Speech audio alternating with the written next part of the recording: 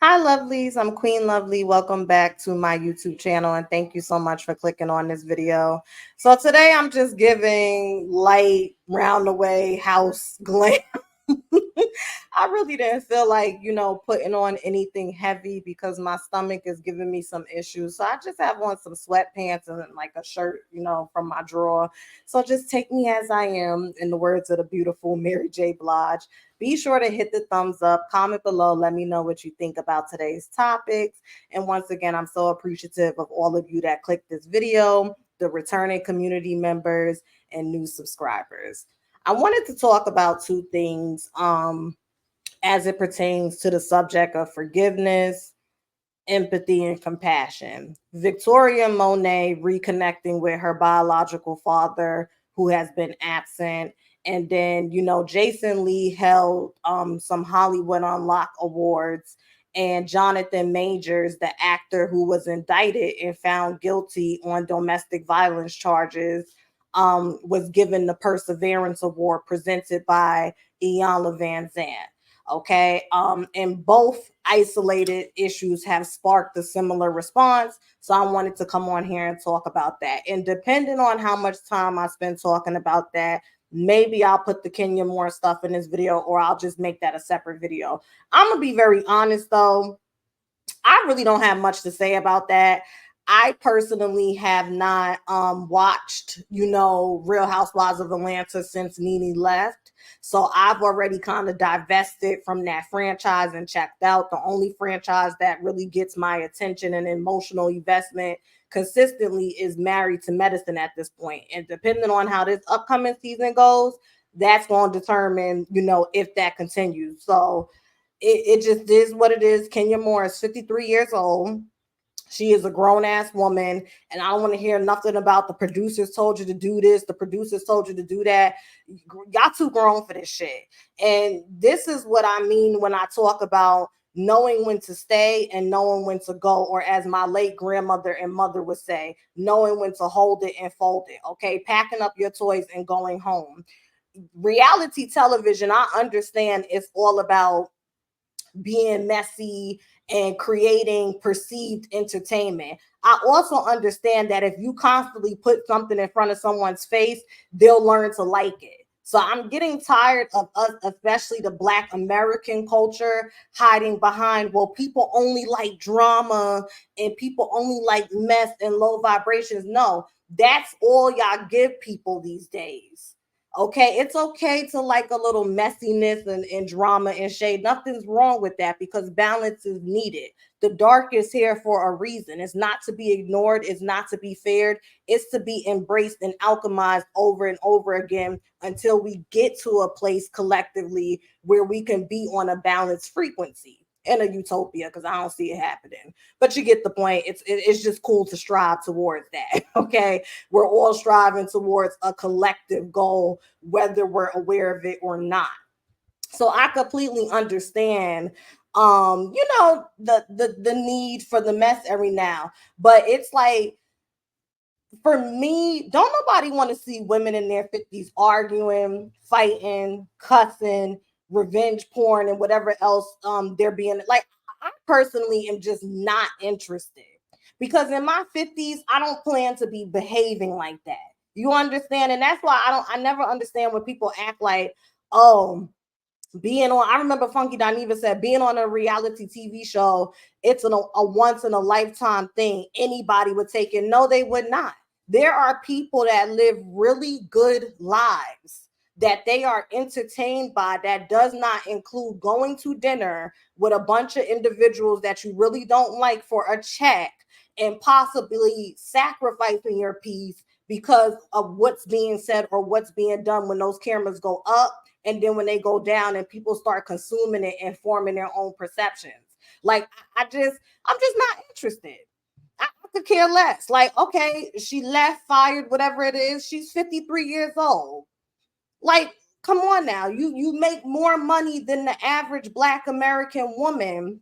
You understand, in this lifetime. Like, whatever, so I'll figure it out. I definitely have an astrology video coming for her. But yeah, I don't really have much to say on that. But I may come back because I do want to talk about Candy Burris doubling down and defending her. And I have a lot to say about that. So that's probably where my video with Kenya is going to come from. And y'all may get 2 videos today. Who knows? Let's just see how my health is feeling, because I'm just like under the weather. But yeah, y'all. Yeah, baby. Y'all know I just love me some pink. I do. I love me some pink. Okay. Let's start with Victoria Monet. So I woke up really late today. I got up at 12. That's how I knew something was wrong. But I was up all night because of my stomach. And there was like T-storms out here. I live in Newark, like bolts of lightning. Like I was seeing bolts of lightning. I'm like, what's going on?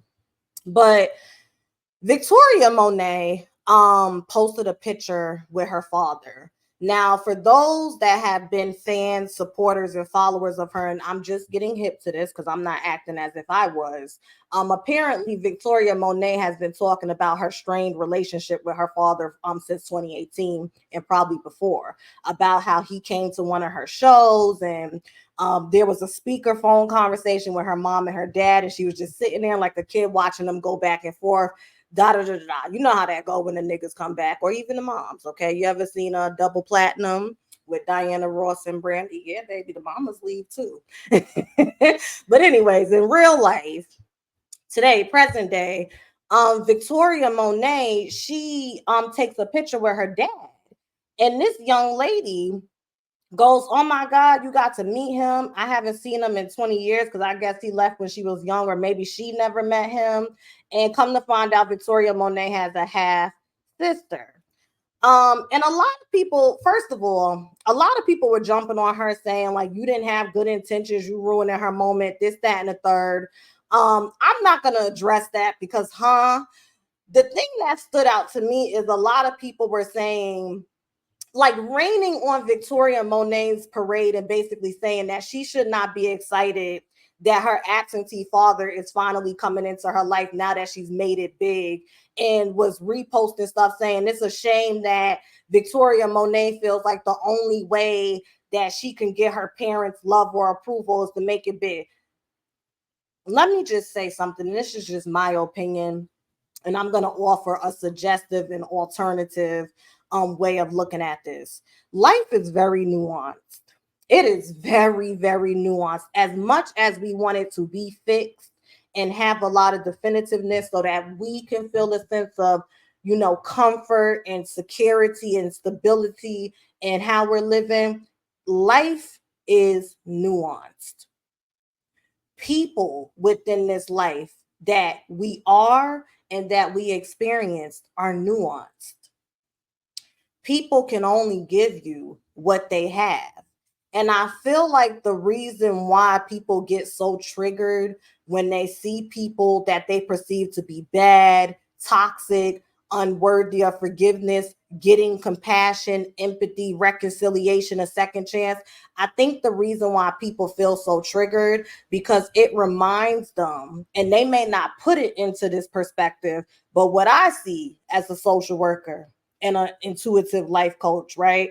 It reminds y'all that y'all have yet to really activate that power within you. Because here's the thing, people only do to you what you allow. That is the absolute truth. And where it gets muddy and sticky for a lot of people is we want to be able to set boundaries, right? And have our parameters and whatnot, and how we would like people to deal with us, but also control how they respond to those boundaries and those parameters, and how people respond to their response and their action to our boundaries and parameters. It becomes this never ending rabbit hole of control, because you have not gotten to a place where you are comfortably confident in the level of self-control, accountability, and awareness that you house. You have to constantly dictate what everyone's doing. It's not your fault, whatever it is, that insert toxic traumatic experience happened to you, and depending on where you are in your healing experience, alchemizing it for you. It is not your fault, but it is your responsibility And it does speak to the sense of autonomy and emotional intelligence and spiritual wisdom you have within you, of your ability to take that situation and alchemize it and put it into a perspective that doesn't hinder you, that doesn't project out on other people and create negativity and toxicity for them, but continues to elevate you and push you forward. If Victoria Monet wants to forgive her daddy, let her forgive her daddy. Come to find out later on that he only came around because he had his own ulterior motives. The universe will deal with him by way of using Victoria and anybody who means her well as a vessel to deal with him. That's how life works. The problem is we as people, we lack patience. Sometimes we get in our ego. Sometimes we become, we succumb to our flesh and our desires, and we want to see people get theirs now. We want to know for a fact that we're safe now, in the middle, and at the end. And to be honest, uncertainty is reality. It's about constantly working on yourself. And I'm not saying working on yourself as in never stopping to just and be present and just really look around and see how the work that you're doing is materializing into the quality of life that you're living. But work on yourself as in stay receptive. Understand that there is not no final destination that you accomplish in this life. You will always be a student to this life because this life is here to teach you. You agreed to that. We say things like, I didn't ask to be here. Yeah, you did, boo. You did. Your soul agreed to incarnate here to this family, to those parents that neglected you. You did. But you are so influenced by the societal programming, you deep in your entitlement.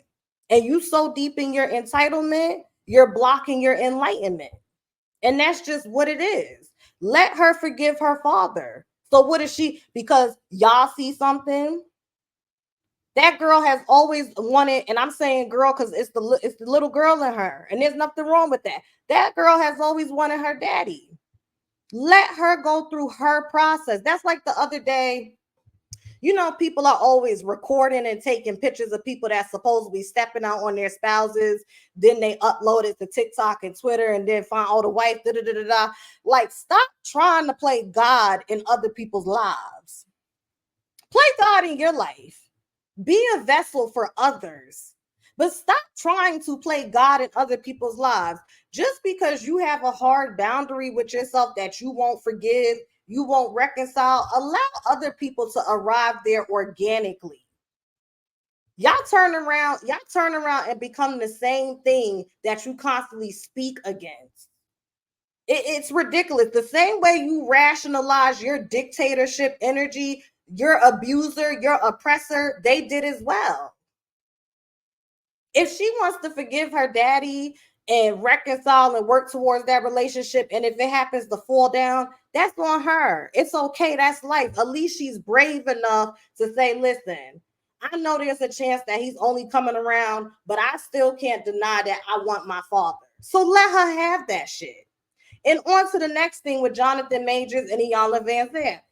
This is another situation. Now, this is a bit more layered.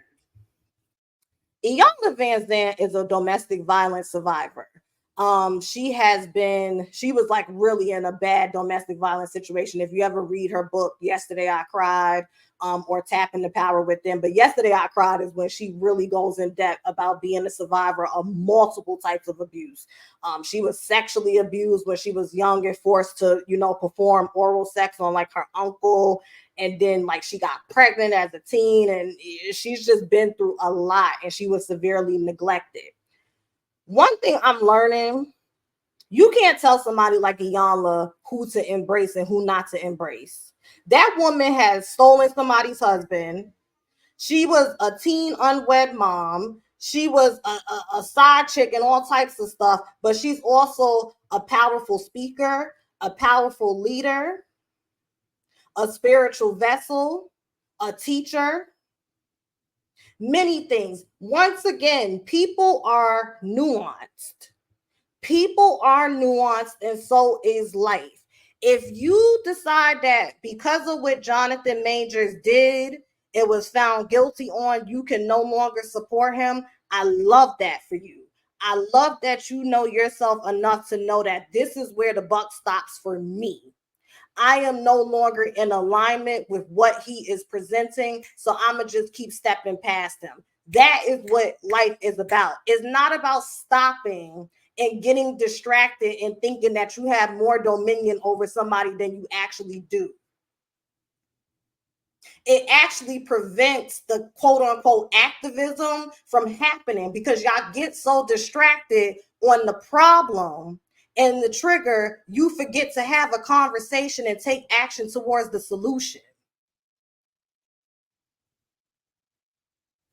She's a domestic violence survivor, and maybe she wanted to use herself as an example that after all the abuse that I went through, I still open my arms and I hug my brother. Now, I do understand some of the backlash because Iyanla does have a well documented history of being harder on the women and kinder to the boys because that is what she grew up in. That is the environment and the time she came up in. And that is another thing. I suggest that we learn to house compassion and learn how to put things into context and understand she is working with what she was socialized in. You don't think us millennials and even the Gen Zers, as we continue to grow and y'all go into your 20s and we go into our 30s and 40s, when we see Gen Alpha and whatnot acting a certain way, we're not going to be like, what the hell? We already do it. But I try my best to check myself and be compassionate. There was actually this situation where Kylie Jenner, there was like a clip and she was crying about her face and how people have been talking about her looks. And I left this comment. Let me see if I can find it. Make sure y'all hit the thumbs up. If you want to book a spiritual life coaching session with me, my link is pinned in the comments as well as the description box. Let me see. Once again, pink. It's a lifestyle, y'all. It's really a lifestyle. It's an addiction. It's a sickness. It's just all of that. Where did it go? Mm. Let me see. I can't find it, but there was this clip from that Kardashian show where Kylie was just talking about that people have been talking about her lips. I mean, well, her looks. I said her lips. Her looks since she was a little girl, and she started crying. And I left the comment, and I had said something like, "Poor little rich girl, poor little rich girl." Black women every day that come from a socioeconomic position that she's far removed from, because isn't she a billionaire? And then she's part of a billionaire dynasty.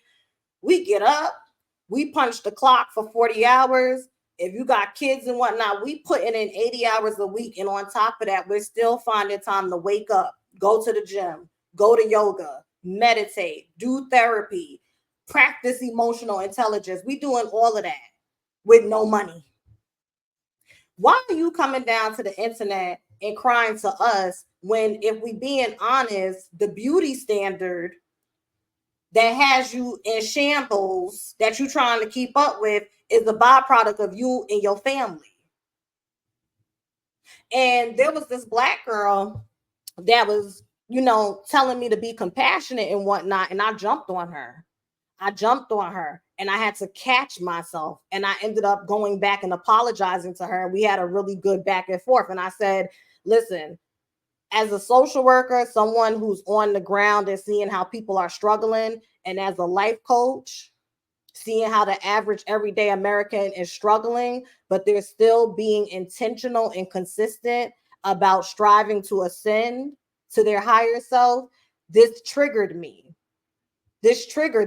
Because the average everyday Black woman doesn't get the compassion, but poor little rich girl with the silver spoon, y'all want to give it to her when she has all the resources at her disposal to learn how to like and love herself enough to not allow the comments to penetrate her. But I went back and I apologized to that girl because I said, Even though I don't agree with your stance, don't ever allow me or anybody to tell you not to show compassion or empathy. And the reason why I went back to her, because again, I may not agree with it. And she was younger than me, because I think she was like 22. But it's not my place to step in and interfere with someone's heart posture. And I had to catch myself. I had to recognize I'm being triggered because I've been doing this work for a long time. And I know how hard it is to work on yourself while existing in this matrix. And it was really rough for me to see someone that has second-handedly, because her sister's the first one, really had an influence and impact on the beauty standard of today, the popular beauty standard, sit there and cry. Go to therapy. Learn how to like and love yourself. Stop going to lay under the knife. You got 2 kids. Be the change you want to see. Shit. But I still had to check myself and recognize, but don't interfere with her heart posture. And we had a good back and forth, and that was it. That's all life is about. Life is not about being perfect and getting it right. It's about progress. Let people think and assume what they want to assume. As long as you're in good standing with yourself, you're in good standing with the universe, even when it doesn't feel that way. That's it. So that's all I gotta say. I'm trying to see, was there anything else I wanted to talk about? No. I love y'all very much. Thank you so much for the continued support, and I will be back with another video. Bye.